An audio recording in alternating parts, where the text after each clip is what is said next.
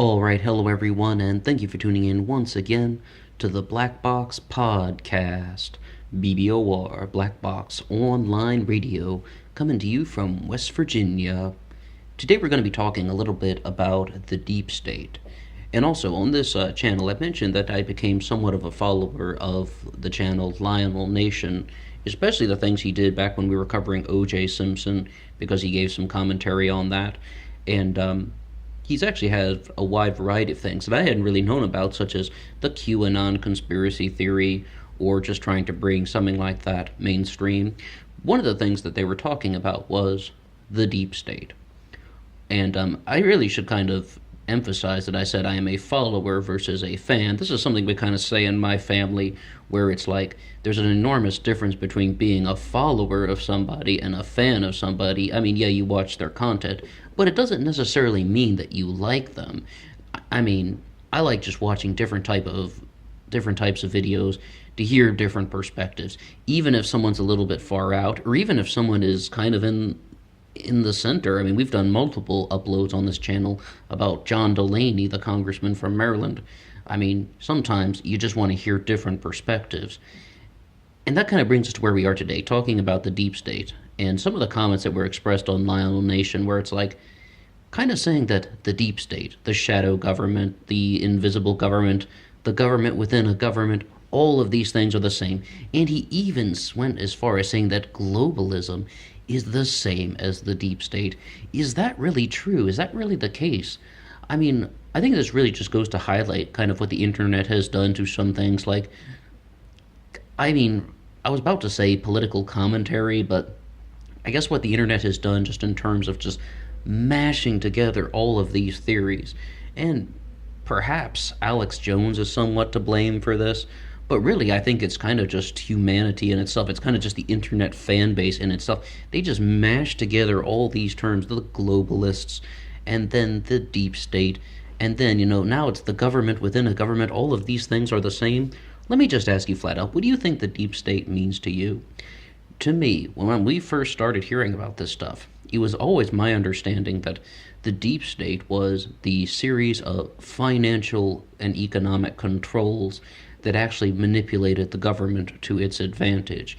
So they were sort of saying that no matter who's in the White House or no matter who's in Congress, the deep state will not change, because you have these very powerful economic and financial entities that can move the public sector to their advantage. And this has been described over thousands of years. I mean, like this kind of happens when you have like a public sector that can get out of control, whether you have Karl Marx saying in Das Kapital, the rich will get richer and they will run away, or you have, our contemporary economists like Michael Hudson, who are just like, who's kind of, what he refers to himself as kind of a debt historian, economic historian, by his own kind of self-appointed title, when he just sort of says that if the private sector gets too strong, it can move the public sector to its advantage. Whatever. We don't have to go through giant explanations like that. The point is, that was my kind of original understanding of something like that as what the deep state was. The series of economic and financial controls that were actually manipulating the government. Very powerful, very kind of wealthy entities. And some people expand this even to the general concept of oligarchy, where you have not just the rich. It's not just the rich that are controlling the government. No, absolutely not. Oprah is a billionaire. Michael Jordan is now a billionaire. That's right. Are these people running the government? No, not really. It's not a plutocracy yet. Not yet.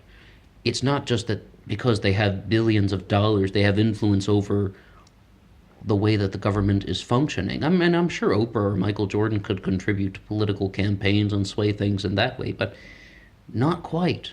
Not quite there yet. We are not quite in the plutocratic level where just because you have money, you control the government. So that's why they refer to it as an oligarchy. It's also not an aristocracy, which Marianne Williamson, the spiritual teacher who's running for presidential candidate, likes to say that we live in an aristocracy. But aristocracy is principally determined by bloodline, whereas this is something that was kind of the base of what the oligarchy became.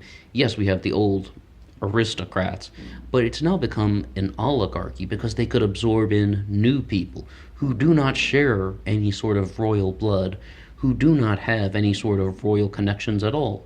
They can bring in new people who are useful to this oligarchy, yes, that's exactly it. But what is the difference between some of these things? Like the deep state and globalism, are these things really the same? Now, this is going to sound a little bit weird, but I heard Newt Gingrich, of all people, give kind of a breakdown on this when he was just like, globalism, the globalists. Globalism is a series of international agreements that connect the United States to other countries around the world and put the world together. And I mean, that's the kind of nutshell version, linking America to a series of international agreements that would unify the world in various ways. And that's coming from Newt Gingrich, former Speaker of the House, former presidential candidate as well.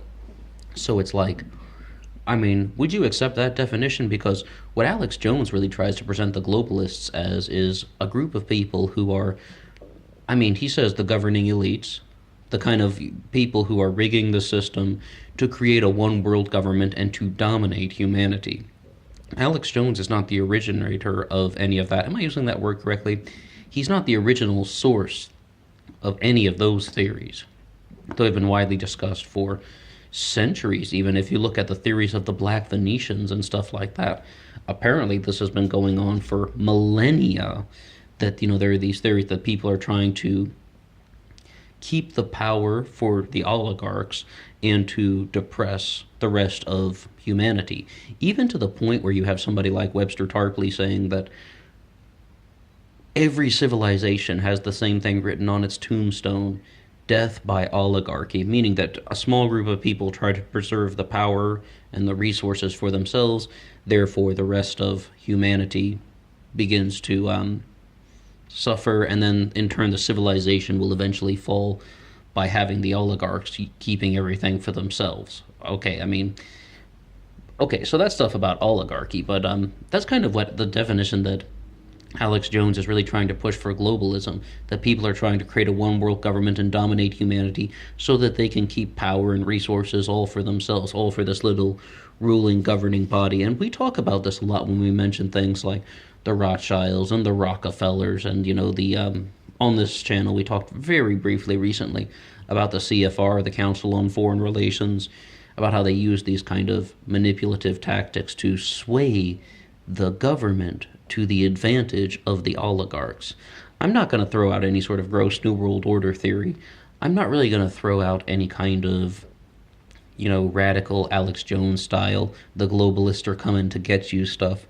No, but what you can say is that there are oligarchs that are trying to move the governments of the world to their advantage. I mean, have you ever heard of George Soros or something? Has he ever been accused of this? I mean, yes, I mean, like, this stuff does happen. I do think that the kind of presence of George Soros in the American political sphere is a little overrated. I mean, it's not that anytime something happens that is not beneficial to someone, they blame it on George Soros. I mean, I think his presence is a little overrated, but he's still an oligarch, and he's still someone who has a sphere of influence over the American political governing bodies. I mean, I think most parties are in agreement when it comes to something like that. There was this guy from the CIA, former CIA operative Kevin Shipp, who now gives presentations on YouTube. I wanted to do a series of uploads about his stuff, but I didn't really know the exact way to go about it. He talks a lot about kind of, you know, the globalists and kind of the ruling elite families that are trying to sway things to their advantage. And he made a very clear differentiation between the deep state and the shadow government.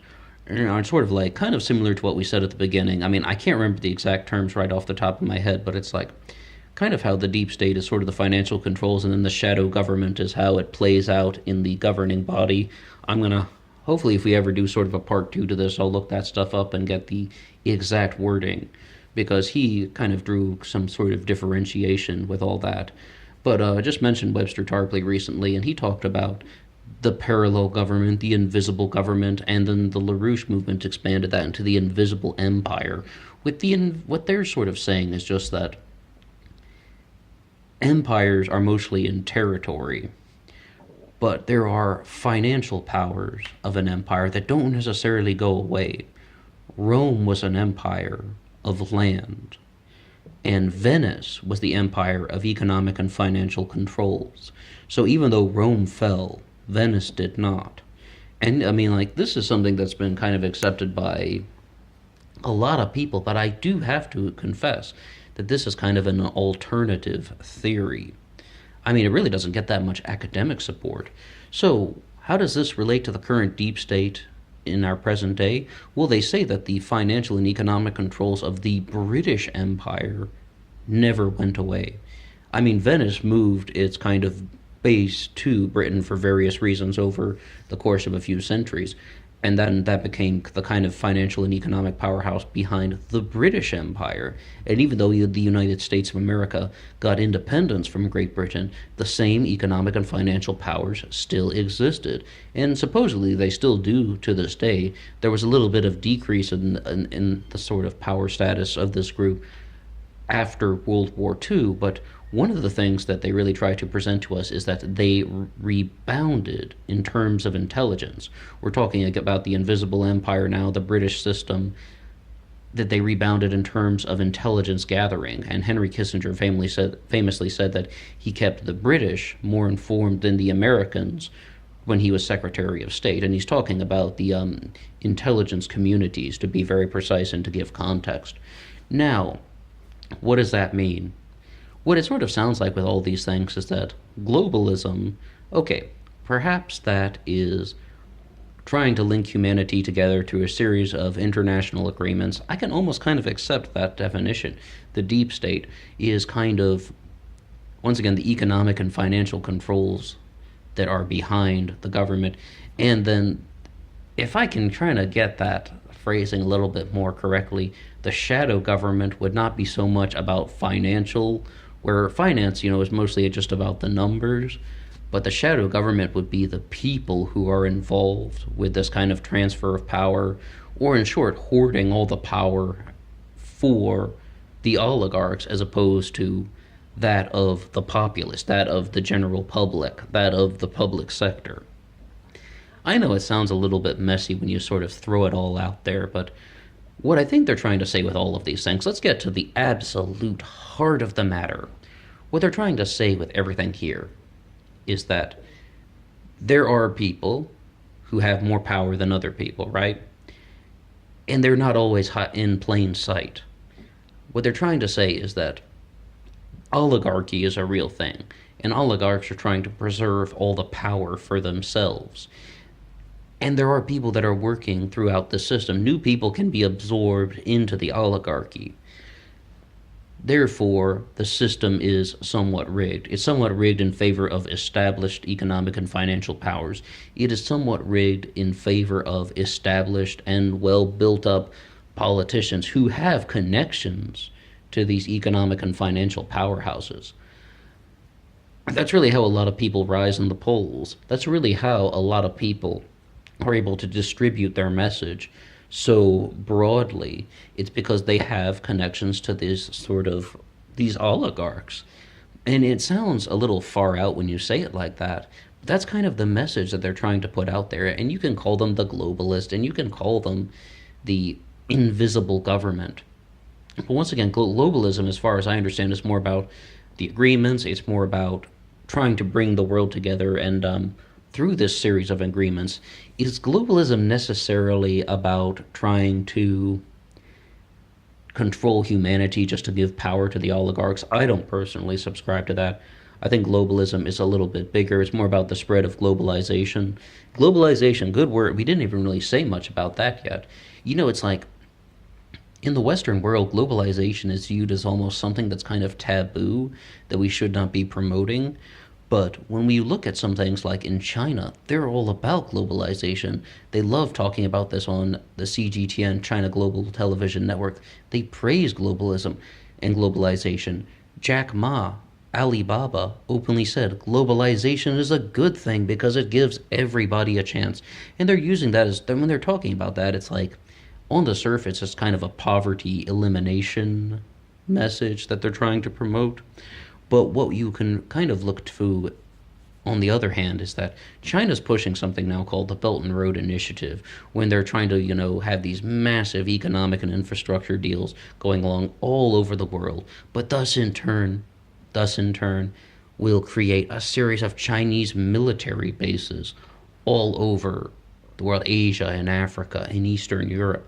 There's going to be an enormous increase in Chinese military power, and it's kind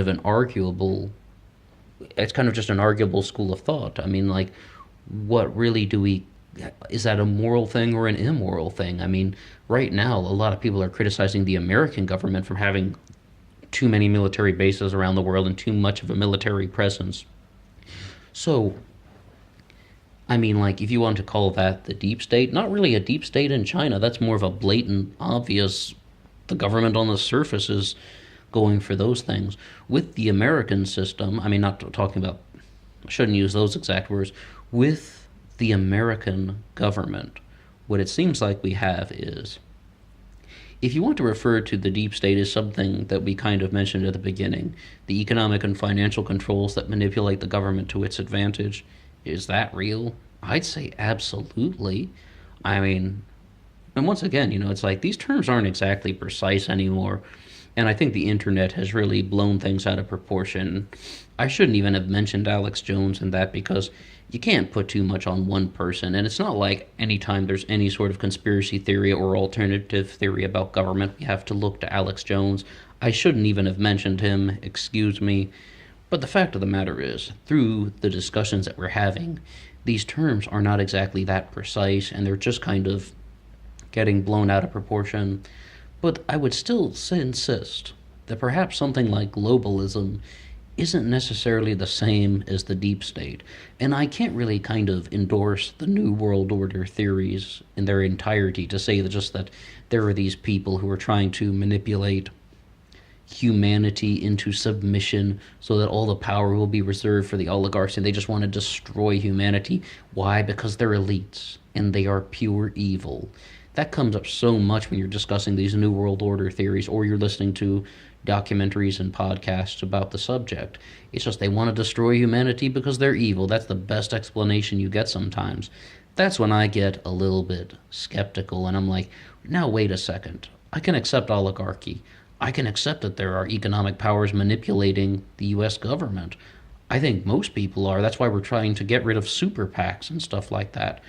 But when you just want to say that they want to destroy humanity just so they can keep the power for themselves, even if that is happening, you'd have to prove that that's a calculated effect versus just kind of the consequences of an inefficient and poorly run system, which that kind of is the result of a lot of these conspiracy theories. It's just that the system that we currently have in place is inefficient, not very effective, and it had some unfortunate consequences, unfortunate and unforeseen consequences, where people just lost control of something and it turned into something rather chaotic. Well, this is my very jumbled, mangled, all over the place discussion about the terms of globalism, the New World Order, the deep state, the shadow government, the invisible government, the parallel government. What do you have to say about all this? This really just kind of got started because I was thinking about what really is the difference between all of them. And I've heard a little from some fragments before, like I said, from people like everyone from Kevin Shipp to Newt Gingrich. But what I would say is that I would like to kind of do some more some more explorations about kind of the things that Kevin Shipp was talking about in the past, and we can do some for and against stuff on that. Also, I mean, look into some other people kind of on the more commentary level, like Buck Sexton, another former CIA operative, Evan McMullen as well, the opinionated guys. We can challenge them as well, because, why not? Let's just discuss a little bit more. And on a concluding note, what do you have to say about the deep state? What do you think the deep state is, and do you think it exists? Why don't we just leave it at that? Good start. Good stopping place, rather.